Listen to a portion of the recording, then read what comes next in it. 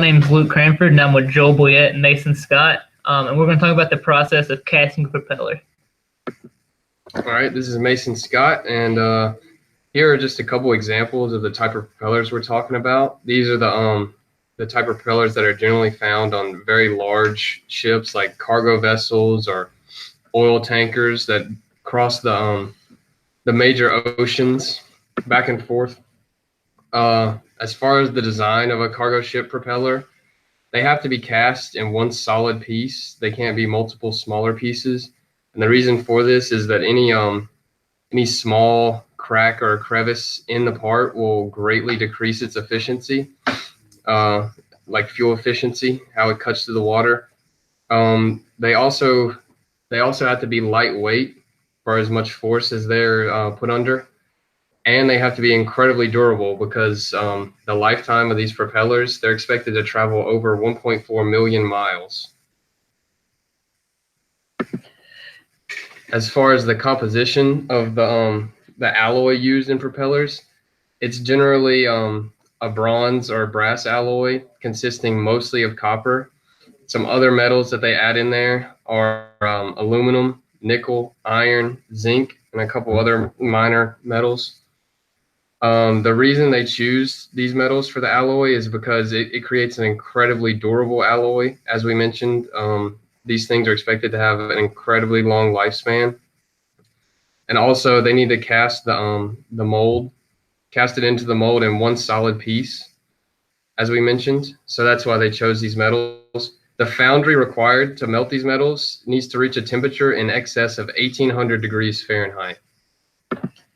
Yeah, so like Mason said, these propellers must be cast into one solid part. And so this is done through sand casting. So as you can see in the picture on the right, the pattern for these propellers is made by using wooden planks that are glued or nailed together to form this one solid propeller. And so once they have this pattern all put together, they put it inside of a mold and fill pretty much this entire mold with sand. And so the pattern's sitting in there, and then you have sand totally surrounding it, so there's no air left inside. So then once the sand and the pattern are both in there, the pattern is carefully removed, and so this leaves a crevice within the sand. And so this cavity is it's the exact shape of how you want the propeller to be. And there's also a little spore or pouring area, so that once the metal is totally full and the pattern is completely filled with molten metal, then you can see it's totally filled, so it starts easing out of this opening in the sand. So then, like Mason said, this composition of metals is heated up to over 1800 degrees Fahrenheit in the foundry, and then once it's liquid and molten, it's poured into the mold. And so you pour as much of it in as necessary. It's going to fill up the entire cavity, forming the shape of the propeller with sand surrounding it. And this sand is selected because it doesn't melt. It's not really going to move once it's packed in there. It's not going to change shape very easily. And so throughout the whole cooling process, it's going to maintain its shape, and it's not going to melt, damaging the integrity of the part. And so then after 5 or 6 days, once the part's cooled and the metal has taken shape and kind of shrunk a little bit, the excess residue and sand must be removed from the part. And so since it's so hot, there's probably some just material that's stuck to it. And so for a propeller this large, it must be hoisted by some small cranes. And then chisels and hammers, and in this case, an excavator was used to remove material that just stuck to the metal propeller. And so this took 5 or 6 days just to get the material that had been stuck to the propeller off.